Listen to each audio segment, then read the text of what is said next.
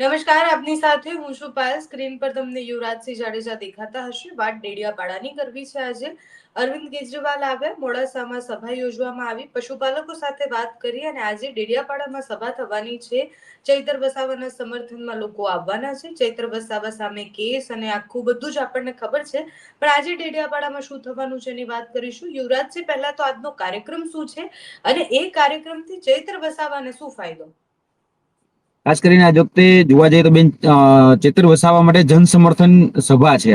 આ જન સમર્થન સભાથી એક મેસેજ સરકારમાં પહોંચે કે ભાઈ, ચેતર વસાવા એકલા નથી અને ચેતર વસાવા માટે પૂરો આદિવાસી સમાજ અને 18 વરણ એ જોડે છે.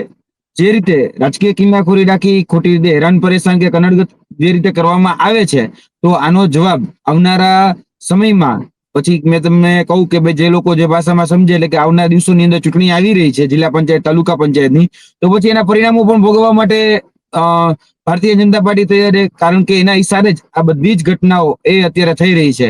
નહીતર તો બેન, કહી શકાય કે ગઈકાલે મનસુખ વસાવા કહેતા હતા કાયદાકીય લડત છે, તો કાયદાકીય રીતે લડવી જોઈએ. ભાઈ, અમે કાયદાકીય લડવા જ માંગીએ છીએ, તો ભાઈ તમારા કેમ જે વકીલ જે છે એ હાજર નો રહ્યા? કારણ કે સરકાર તરફથી હાજર રહેવા જોઈએ અને પક્ષ મૂકવા જોઈએ.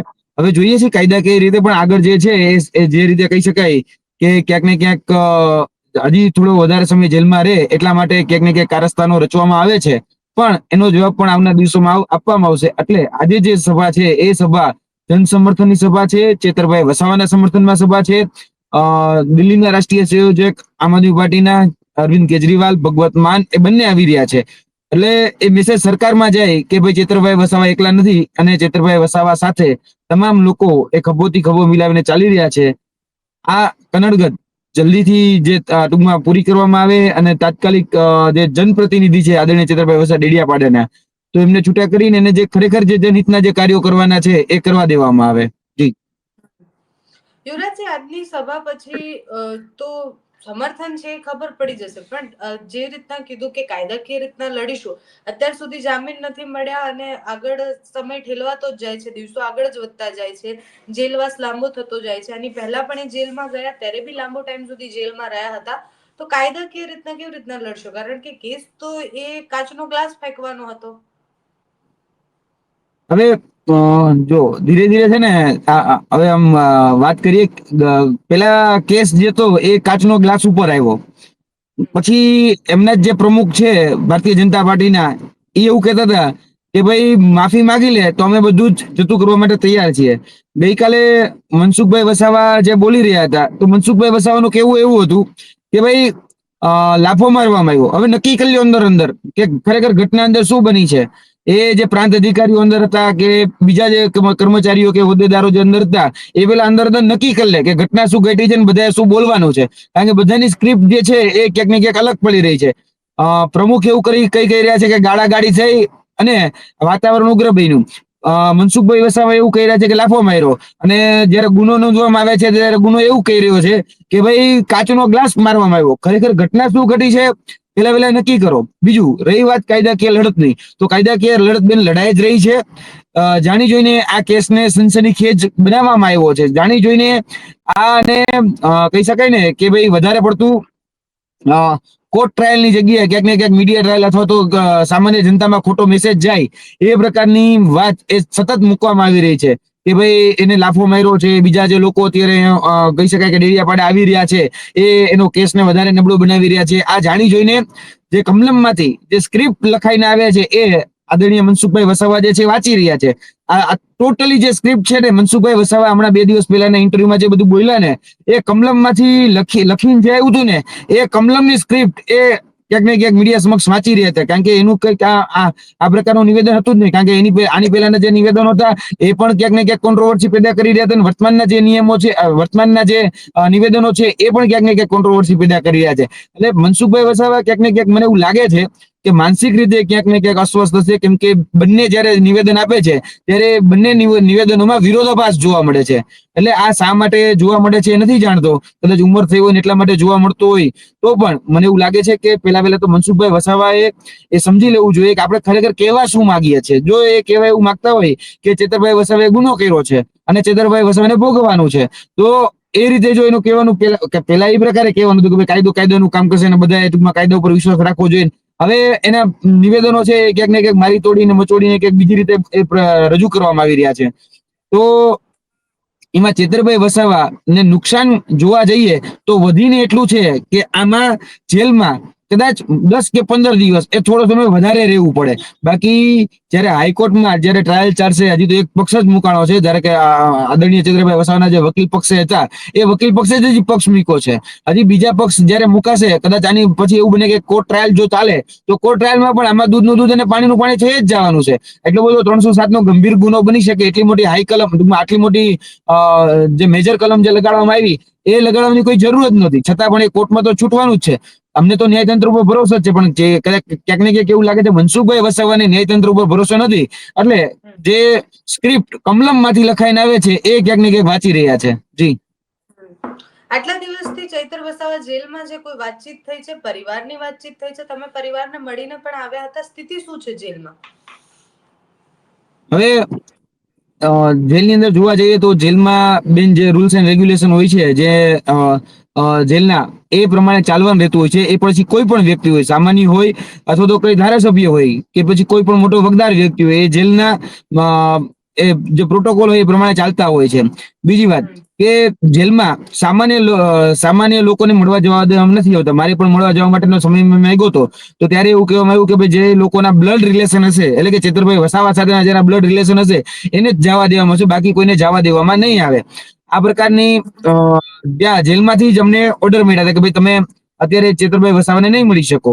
બીજી વાત કે ભાઈ ચેતરભાઈ વસાવાના જે ધર્મપત્ની છે એ ધર્મપત્ની અમને જેલમાં જઈને મળ્યા હતા, અને જે કહી શકાય કે પારિવારિક પ્રશ્નો હતા, જે સામાજિક પ્રશ્નો હતા અને જે રાજકીય પ્રશ્નો હતા તેની ચર્ચા એમના ધર્મપત્નીએ ચેતરભાઈ વસાવાને કરી છે. કારણ કે જયારે જનપ્રતિનિધિ એ જેલમાં જતા હોય ત્યારે સામાન્ય જનતાના જે પ્રશ્નો હોય એ પ્રશ્નોને વાચા નથી મળતી હોતી, એ પ્રશ્નો નિરાકરણ નથી આવતું.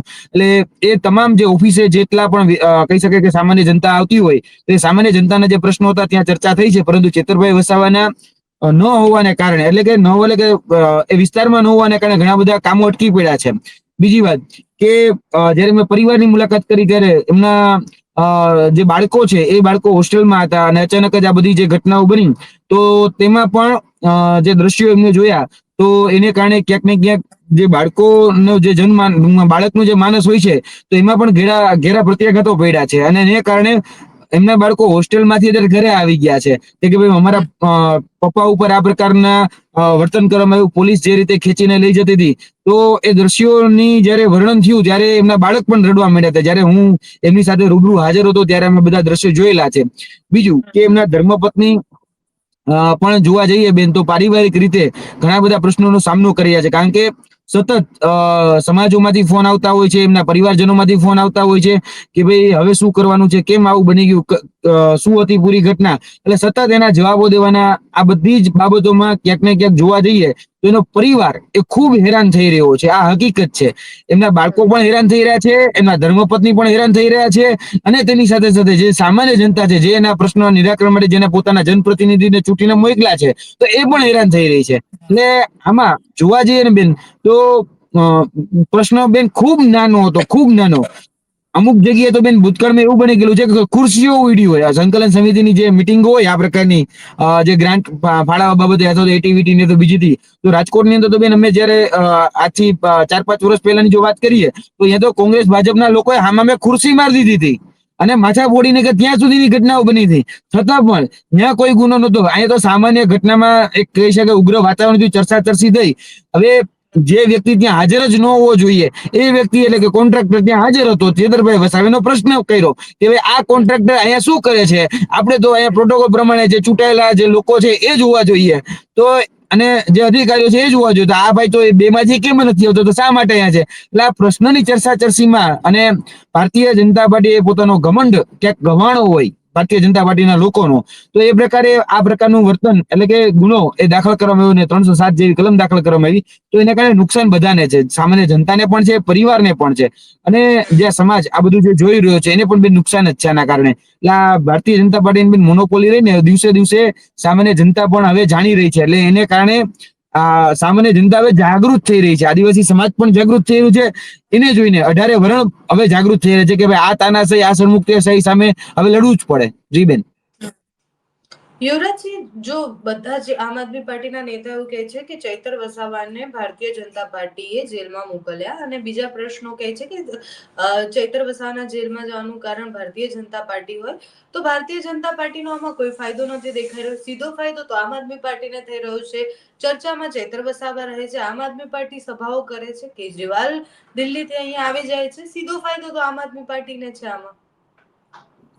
બેન, આમાં નુકસાન કે ફાયદાની પહેલા તો વાત જ પછી આવી. આ ઘટના જે હતી તો એમાં જે વર્તન કરવામાં આવ્યું ને ત્યાં વાંધો છે. આ તમામ જે બાબતો છે એ બાબતો બની જ ન હોત જો એ બાબતને જાણી જોઈને ખેંચવામાં ન આવ્યું હોત. એ સંકલન સમિતિની મિટિંગમાં બંધ બારણે આ બધું જ પતી ગયું હોત. બંધ બારણે જે બધી ઘટનાઓને ક્યાંક ને ક્યાંક જે પણ એના હુસાતુસી ભર્યા વાતાવરણ કે જે પણ ઉગ્ર વાતાવરણ થયું એ અહીંયા જ પતી ગયો તો બહાર જ ન આવત. આ બહાર આવ્યું અને પછી કલમો દાખલ થઈ અને પછી બધા જ લોકો મેદાને આવ્યા ત્યારે આ ઘટનાને બેન વેગ મળ્યો છે. બીજું કે ફાયદો આમાં બેન જોવા જઈએ તો સૌથી વધારે આદિવાસી સમાજ જે છે એ પોતાના હક અધિકાર માટે પોતાના નેતાને લડતા જોતો હોય. આદિવાસી સમાજના જે નેતાઓ છે એમાં ઘણા બધા નેતાઓમાં બેન અત્યારે જોવા જઈએ તો ચેતરભાઈ વસાવા મોખરે છે. ચેતરભાઈ વસાવા સતત એ સામાન્ય જનતાના ખાસ કરીને ભરૂચ વિસ્તારમાં તો લડે જ છે. જે મનરેગાનો પ્રશ્ન આવ્યો ત્યારે પણ લડ્યા, શિક્ષકમાં ખાલી જગ્યાઓનો પ્રશ્ન આવ્યો ત્યારે પણ લડ્યા, નકલી કચેરીનો પ્રશ્ન આવ્યો ત્યારે પણ લડ્યા. આવા અગણિત પ્રશ્નો છે શિષ્યવૃત્તિથી લઈને તમામ બાબતોના સામાન્ય જનતાના પ્રશ્નો લઈને છતાં પણ એ અધિકારીઓ સાથે પણ તમે જોજો અવારનવાર ચેતરભાઈ વસાવા છે એ સતત તમને એવું લાગે કે ભાઈ જે પ્રશ્નો ઉઠાવી રહ્યા છે ક્યાંક એવો દ્રશ્યો પણ લાગે કે ભાઈ વાતાવરણ ઉગ્ર થઈ ગયું. એ તો જનપ્રતિનિધિ છે, પોતાના પ્રશ્ન મૂકે તો વાતાવરણ ઉગ્ર થવાનું છે. તમે ઘણી વખત મનસુખ વસાવાને પણ જોયા હશે. મનસુખ વસાવા જયારે અધિકારીઓને તતડાવતા હોય છે તો વાતાવરણ ઉગ્ર થતું હોય છે. અધિકારીઓ કામ નથી કરતા એટલા માટે આ વાતાવરણ ઉગ્ર થતું હોય છે. પણ આમાં નુકસાનની વાત જોવા જઈએ ને તો સામાન્ય જનતાનું બેન સૌથી વધારે નુકસાન થયું છે. ફાયદોની જો વાત જોવા જઈએ ને તો આમાં ભારતીય જનતા પાર્ટી છે ને બેન બંધ બારણે અને પડદા પાછળ રહી અને પોતાનો ફાયદો ગોતી રહી છે. અમને એવા સમાચારો પણ મળતા હોય છે કે જે રીતે મનસુખભાઈ વસાવાના પણ એવા નિવેદનો આવ્યા હતા આજથી 2 દિવસ પહેલા કે ક્યાંક ને ક્યાંક જેલમાં જઈને અથવા તો એના પરિવારને સાથે રાખી અને એના તોડવાના પ્રયત્નો એ થતા હોય, એને મનાવવાના ફોલાવવાના પ્રયત્નો થતા હોય. જે રીતે ચેતરભાઈ વસાવા આમ આદમી પાર્ટીમાં છે એટલે આમ આદમી પાર્ટીમાંથી ભારતીય જનતા પાર્ટીમાં જાય એ પ્રકારની સ્ક્રિપ્ટ અત્યારે મનસુખ વસાવા તો વાંચી જ રહ્યા છે કે ભાઈ ઘણા બધા તોફાની તત્વો હતા જે પેલા સામેના પક્ષે હતા, ધમાલિયા હતા, એવા લોકો પણ ભારતીય જનતા પાર્ટીમાં આવી ગયા છે. આ ક્યાંક ને ક્યાંક ઈશારો અને જેલની અંદર ક્યાંક ને ક્યાંક મને એવું લાગી રહ્યું છે જે સમાચાર પ્રાપ્ત થઈ રહ્યા છે મિત્રો પાસેથી એમાં તો એવું છે કે ભાઈ ચેતરભાઈ વસાવાને તોડવાનો, ફોલાવાનો, મનાવવાનો એ પ્રયત્ન થઈ રહ્યો છે કે ભાઈ તમે આમ આદમી પાર્ટીમાંથી દૂર થઈ જાઓ અને ભારતીય જનતા પાર્ટી અપનાવી લો. તમારા જે પણ પ્રશ્નો છે, તમારી જે પણ ડિમાન્ડો હશે એ ડિમાન્ડો અમે સ્વીકારવા તૈયાર છે. પણ ચેતરભાઈ વસાવા ટસના મસ નથી થતા. ચેતરભાઈ વસાવા કોઈ પણ જગ્યાએ લોભ, લાલચ કે પ્રલોભનમાં આવતા નથી. એટલે કે સામ દામ દંડની બેનીમાં જે નીતિ જે છે ભારતીય જનતા પાર્ટીની એ નીતિમાં આવતા નથી. એટલે સતત એને જેલમાં અત્યારે વધારે સમય રાખવામાં આવી રહ્યો છે અને જેલમાં રાખી એ ક્યાંક ને ક્યાંક પોતાનો અંદરનો એટલે કે ભારતીય જનતા પાર્ટીનો જે પોતાનો એજન્ડા છે એ એજન્ડા પ્રોપરગેન્ડાના ભાગરૂપે ક્યાંક ને ક્યાંક સેટ કરવાનો પ્રયત્ન કરે છે. પણ છતાં પણ એ એજન્ડા સેટ નથી થઈ શકતો. એટલે દિવસે ને દિવસે વધારવામાં આવી રહ્યા છે. પણ મેં તમને કીધું એમ કે ન્યાયતંત્ર ઉપર ભરોસો છે. આગળના દિવસમાં જયારે પણ હિયરિંગ થશે ત્યારે એ આદરણીય ચેતરભાઈ વસાવા જે છે એ છૂટશે અને જે મૂળ જે પ્રશ્નો છે એ મૂળ પ્રશ્નો ઉપર આવી અને જયારે ચેતરભાઈ વસાવા આવશે બહાર આવી અને વાત કરશે ત્યારે જ આમાં ઘણા બધા બેન આગળ જતા ખુલાસાઓ થશે. છેલ્લો સવાલ છે યુવરાજજી કે આજે શું નવા જૂની થવાની છે? કેજરીવાલ ત્યાં જવાના છે, બધા આદિવાસી સમાજના લોકો ત્યાં આવવાના છે. ચેતર વસાવા માટે શું કરશે આમ આદમી પાર્ટી અને ત્યાંના લોકો, સ્થાનિક નેતાઓ?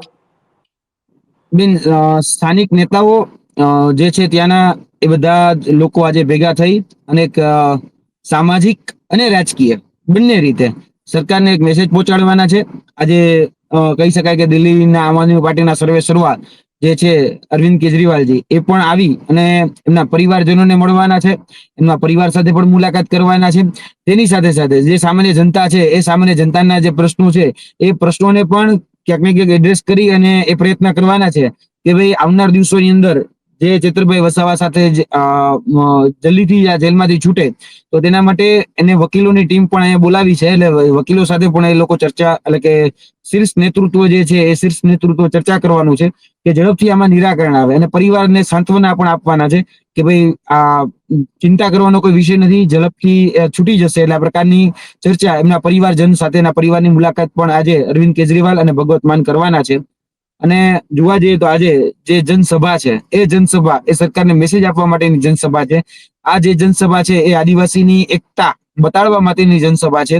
આજે તમામ જોવા જઈએ તો સામાજિક રીતે જે લોકો ભેગા થઈ રહ્યા છે આદિવાસી સમાજના, એ આદિવાસી સમાજના લોકો આજે મેસેજ પહોંચાડવા માંગે છે કે ભલે કદાચ અમારી રાજકીય જે વિચારધારા જે છે એ અલગ અલગ હોઈ શકે છે, કોઈ કોંગ્રેસમાં હોય, કોઈ ભાજપમાં હોય કે કોઈ બીજી અહીંયાની સ્થાનિક પાર્ટીઓમાં હોય, છતાં પણ જયારે આદિવાસી સમાજના બાળકનો કે આદિવાસી સમાજના યુવાનનો જયારે પ્રશ્ન આવશે ત્યારે અમે બધા એક છીએ. આ પ્રકારનો મેસેજ પણ એ આપવાનો પ્રયત્ન આજે એ સ્ટેજ ઉપરથી થવાનો છે. અને આજે ચેતરભાઈ વસાવા માટે તમામ લોકો કહી શકાય કે સ્ટેજ ઉપર તમને બેન જોવા મળશે. જ્ઞાતિ, જાતિ, ધર્મ બધું જ ભૂલી અને બધા જ લોકો આજે ત્યાં ઉપસ્થિત થવાના છે. કારણ કે એવું નથી કે ખાલી ફક્ત ને ફક્ત આમ આદમી પાર્ટીના જ લોકો ભેગા થવાના છે. આજે સામાજિક રીતે પણ આદિવાસી સમાજના જે અન્ય પાર્ટી સાથે જોડાયેલા, અન્ય પાર્ટીની વિચારધારા સાથે જોડાયેલા લોકો પણ આ સ્ટેજ ઉપર અને સ્ટેજની નીચે એ તમામ જગ્યાએ તમને જોવા મળશે. કારણ કે મૂળતઃ જે આદિવાસી સમાજના બાળકને જે રીતે અત્યારે હેરાન કરવામાં આવી રહ્યું છે, આદિવાસી સમાજના યુવાનને જે રીતે હેરાન કરવામાં આવી રહ્યો છે, તેને ધ્યાનમાં રાખીને આજે એક હુંકાર એ ભરવા જઈ રહ્યા છીએ. Thank you so much Yuvrajsinh, તમે અમારી સાથે જોડાયા બદલ. અને આજના દિવસમાં ડેડિયાપાડામાં જે થશે તમારા સુધી પહોંચાડતા રહીશું. અત્યારે તો જે રીતના યુવરાજસિંહ કહી રહ્યા છે, ખૂબ મોટી વાત છે કે ભારતીય જનતા પાર્ટીએ ઓફર આપી છે ચૈત્ર વસાવાને જેલની અંદર વધારે ટાઈમ રાખી અને એમને ભારતીય જનતા પાર્ટીમાં જોડાવાની વાતો થઈ રહી છે. આગળ જતા શું થાય છે એ સમય બતાવશે. નમસ્કાર.